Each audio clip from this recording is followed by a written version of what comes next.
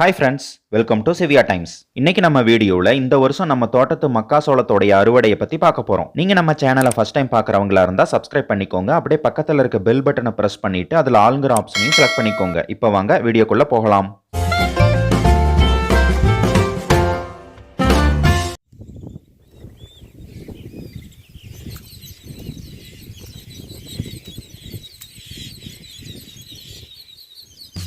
எப்பவும் போல இந்த வருஷமும் மக்காசோள விளைச்சல் நல்லபடியா முடிஞ்சு அறுவடைக்கும் தயாராயிடுச்சு. இன்னைக்கு நாங்க அறுவடையை ஸ்டார்ட் பண்ணிட்டோம்.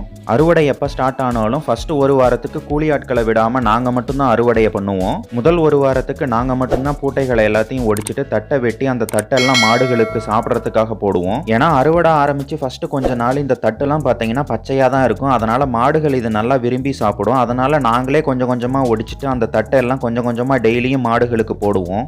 எப்படியும் நம்ம காடு ஃபுல்லா இருக்கிற மக்காசோள தட்டுகளை நம்ம மட்டுமே ஒடிக்க முடியாது. கூலி ஆட்களை எப்படியும் நம்ம விட்டு தான் ஆகணும். இருந்தாலும் டெய்லியும் கொஞ்சம் கொஞ்சமா ஒரு வாரத்துக்கு நாம இப்படி பூட்டைகளை ஒடிச்சோம்னா நம்மளே ஒரு 4-5 வயல் ஒடிச்சு முடிச்சிடலாம். கூலி ஆட்களுடைய தேவை கொஞ்சமா குறையும். விவசாயத்துல நம்ம ஓரளவுக்காவது லாபம் பார்க்கணும்னா கூலி ஆட்களுடைய செலவை நம்ம குறைச்சி தாங்க ஆகணும். அப்பதான் விவசாயத்துல கிடைக்கிற கொஞ்சம் நெஞ்ச லாபமாவது நமக்கு கிடைக்கும். இந்த மக்காச்சோள கதிர்களை நம்மளே கையால அறுவடை பண்றதுக்கு பதிலாக மிஷினை விட்டு கூட அறுவடை பண்ணலாம். ஆனா நாங்க அப்படி பண்ணல. ஏன்னா நம்ம மிஷின் விட்டு அறுவடை பண்ணும்போது மிஷின் காட்டுக்குள்ள போயிட்டு இந்த தட்டையெல்லாம் சாச்சி போட்டு நசுக்கிடும். அது மாடு சாப்பிட முடியாது. அதுக்கப்புறம் அது போக மக்காச்சோள கதிர் மேல இருக்கிற சோவைகளையும் மாடு நல்லா சாப்பிடும். அதனால நாங்க இந்த கதிரை ஒடிச்சு அதுக்கப்புறம் தனியா அறுவடை மிஷினை விட்டு அறுவடை பண்ணுனா அந்த சக்கை மட்டும் நமக்கு கிடைக்கும். இந்த மாதிரி கிடைக்கிற மக்காச்சோள சக்கைகளை நம்ம சுத்தி பண்டில் பண்ணி வைக்கோல் கட்டுகள் மாதிரி அடுக்கி கூட வச்சுக்கலாம். இந்த மாதிரி நம்ம சேகரிச்சு வைக்கிற மக்காச்சோள சக்கைகளை டெய்லியும் மாடுகளுக்கு கொஞ்சம் கொஞ்சம் பசுந்தீவனத்தோட இதையும் கலந்து கொடுத்தோம்னா மாடுகள் நல்லா விரும்பி சாப்பிடும். இந்த காரணத்துக்காக தாங்க நாங்க மிஷினை காட்டுக்குள்ள விட்டு அறுவடை பண்றது இல்ல. காட்டுக்குள்ள விட்டு அறுவடை பண்ணுனா இந்த சக்கைகளை எல்லாம் காட்டுல கொட்டிடும். அதை மாடுகளுக்கு எடுத்து சேகரிச்சு போடுறது ரொம்பவே சிரமமா போயிடும். ஒருவேளை நம்ம கிட்ட மாடுகள் இல்லைனாலோ அது போக சக்கைகள் தேவையில்லை அப்படின்னு நீங்க கருதுனாலோ மிஷின் விட்டு அறுவடை பண்றது தாங்க ரொம்பவே ஈஸி. சீக்கிரமாவே நம்ம வேலை முடிஞ்சிடும். இந்த மக்காச்சோள கதிர்களை ஒடிக்கிறதும் நமக்கு கொஞ்சம் ஈஸியாக தாங்க இருக்கும். ஒடிச்ச கதிர்களை எல்லாம் காட்டில் தான் கொட்டி வச்சிருப்போம். அதுக்கப்புறம் ஒரு கூடை எடுத்து கொஞ்சம் கொஞ்சமாக அதை அள்ளிக்கிட்டு ஒரு இடத்துல சேகரித்து வச்சிருவோம். அறுவடை மொத்தமாக முடிஞ்சதுக்கப்புறம் சோளம் அடிக்கிற வண்டியை விட்டு இந்த மாதிரி சோளத்தை தனியாக சக்கையை தனியாக பிரித்து எடுக்கிறதுக்கு ரொம்பவே வசதியாக இருக்கும்.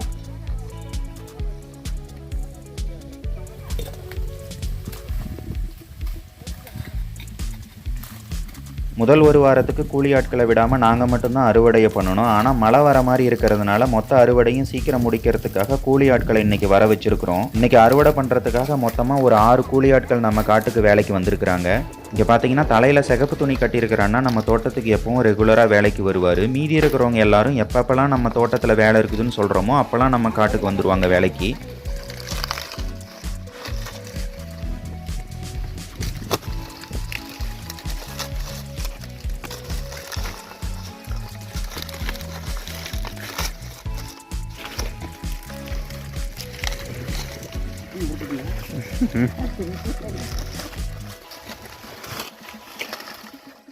நம்ம இந்த வருஷம் மொத்தமாக ஒரு 2 ஏக்கர் அளவுக்கு மக்காச்சோளம் பயிரிட்டு இருக்கிறோங்க. நம்மக்கிட்ட மொத்தமாக விவசாய நிலம்னு பார்த்தோம்னா ஒரு 2.5 ஏக்கர் அளவுக்கு தாங்க இருக்கும். அதில் 2 ஏக்கர் ஃபுல்லாக இந்த மாதிரி மக்காச்சோளம் பயிரிட்டுட்டு மீதி இருக்கிற 1/2 ஏக்கரில் மாடுகளுக்கு தேவையான தீவன புல்லு தாங்க விதைச்சிருக்கிறோம். கூலி ஆட்களை விட்டு அறுவடை பண்ணின மக்காச்சோள கதிர்களெல்லாம் நம்ம காட்டுக்குள்ளே தான் கிடந்தது. அது எல்லாத்தையும் கொண்டு ஒரு இடத்துல சேர்க்கறதுக்காக இன்னைக்கு டிராக்டரை வர வச்சிருக்கிறோம்.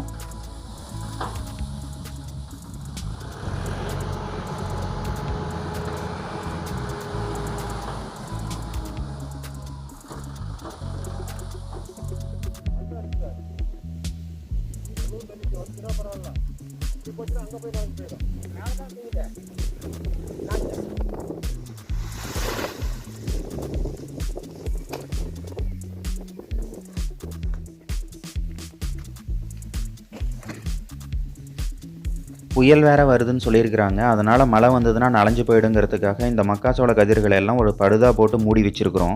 மக்காச்சோள கதிர்களை எல்லாத்தையும் மூடினதுக்கப்புறம் அறுவடை பண்ணி முடிச்சதுக்கப்புறம் காட்டில் தட்டுகளை எல்லாத்தையும் வெட்டி போட்டு அதை ஃபுல்லாக கொளுத்தி விடுறதுக்காக இன்னைக்கு வந்திருக்கிறோம். நம்ம கிட்ட சொட்டு நீர் பாசன முறை இல்லைங்க. அப்படி சொட்டு நீர் பாசனம் இருந்ததுன்னா இந்த மாதிரி தட்டை வெட்டி கொளுத்தணுங்கிற அவசியம் இல்லை. அப்படியே தட்டை ரொட்டேட்டர் விட்டு ஓட்டிடலாம். ரொட்டேட்டர் விட்டு ஓட்டினோம்னா இந்த மாதிரி மக்காச்சோள தட்டை எல்லாம் சின்ன சின்ன துண்டுகளாக போயிடும். அதுக்கப்புறம் மறுபடியும் மக்காச்சோளம் விதைக்கும் போது சொட்டு நீரில் பைப்பை மட்டும் இழுத்து விட்டுட்டு நம்ம விதை ஊனிடலாம். ஆனால் நாங்கள் பாசன முறை வந்து பாத்தி போட்டு அதுக்கப்புறம் தாங்க தண்ணி கட்டுறோம். அதனால் வந்துட்டு இந்த மாதிரி மக்காசோள தட்டுகள் எல்லாத்தையும் அகற்றிட்டு நெருப்பு வச்சதுக்கப்புறம் உழவு ஓட்டிட்டு பண்ணோம்னா தான் நல்லா இருக்குது.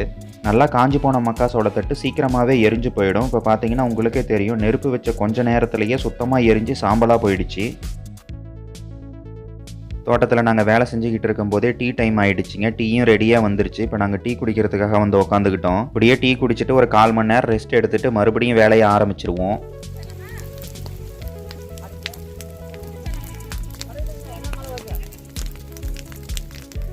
நம்ம மக்காசோள கதிர்களை எல்லாம் குமிச்சு வச்ச இடத்துல வந்துட்டு தண்ணி உள்ளே பூதாமல் இருக்கிறதுக்காக அதை சுற்றியும் ஒரு கரை போடுறதுக்காக இப்போ மண்ணை வெட்டிக்கிட்டு இருக்கிறோம். இந்த தடவை புதுசாக உருவான புயல்னால எங்கள் ஊருக்கு கண்டிப்பாக மழை வருங்கிற காரணத்துக்காக தான் இந்த மாதிரி கரை போட்டுக்கிட்டு இருக்கிறோம். இந்த மாதிரி மக்காச்சோள கதிர்கள் எல்லாத்தையும் அறுவடை பண்ணி நம்ம காட்டுக்குள்ளேயே ஒரு இடத்துல கொட்டி வச்சிருக்கிறோங்க. அதனால தான் இவ்வளோ வேலை செஞ்சுக்கிட்டு இருக்கோம். இதுவே மேடு பகுதியான இடத்துல கொட்டி இருந்தோம்னா இந்த மாதிரி நம்ம மண் அணைக்கணுங்கிற அவசியம் இல்லை. சுற்றிலும் கரை போட்டதுக்கப்புறம் படுதாவை இழுத்து விட்டுட்டு எல்லா ஓரத்துலையும் கல் வச்சிருவோம். அப்படி கல் வச்சுட்டா வந்துட்டு மழை வரும்போது வந்து காற்றடிச்சு இந்த படுதாவை தூக்காம இருக்கும். டெய்லியும் சாயந்தர வேளையில் படுதாவை போட்டு கதிர்கள் எல்லாத்தையும் மூடி வச்சுருவோம். காலையில் ஆனதுக்கப்புறம் இந்த படுதாவை எடுத்துகிட்டு கொஞ்சம் நேரம் வெயில் அடிக்கும் போது இந்த கதிர்கள் காயறதுக்கு ரொம்பவே வசதியாக இருக்கும்.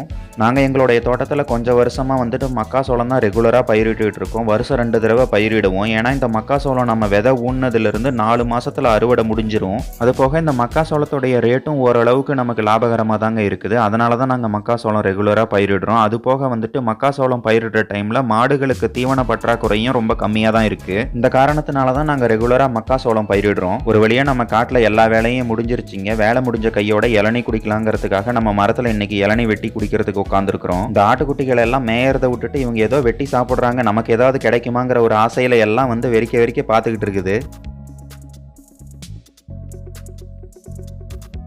நம்ம அறுவடை பண்ணி குமிச்சு வச்சிருக்கிற மக்காச்சோள கதிர்களை எல்லாத்தையும் அடிக்கிறதுக்காக இன்னைக்கு வண்டி வந்திருக்குது. இந்த கதிர் அடிக்கிற வண்டி வச்சிருக்கிறவர் இந்த வண்டி கூடவே 2 டிராக்டரும் வச்சிருக்கிறாரு. கதிர் அடிச்சதுக்கப்புறம் இதில் வர மக்காசோளத்தை எல்லாத்தையும் இந்த ட்ரெய்லர் வழியாக கொண்டு போய் நம்ம காய வைக்கிற இடத்துக்காக கொண்டு போய் கொட்டிடுவார்.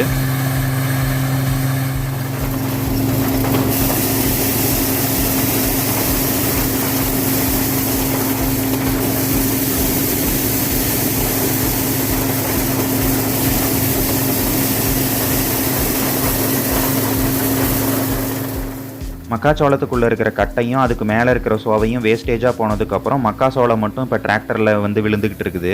இந்த மாதிரி மக்காசோளத்தோடைய அறுவடை முடிஞ்சதுக்கப்புறம் இதை நல்லா காய வச்சிடணும். அதுக்கப்புறம் வந்து வியாபாரி நம்ம இடத்துலையே வந்து வாங்கிட்டு போயிடுவாங்க. இந்த மாதிரி நம்மக்கிட்ட இருந்து வாங்கிட்டு போகிற மக்காச்சோளத்தை எல்லாத்தையும் வியாபாரிகள் கோழி பண்ணைக்கு தான் பெரும்பாலும் கொண்டு போய் கொடுக்குறாங்க. இந்த மக்காசோளம் எல்லாம் பெரும்பாலும் கோழி பண்ணைக்கும் மாட்டு தீவனம் தயாரிக்கிற கம்பெனிக்கும் தான் பெரும்பாலும் போகும்.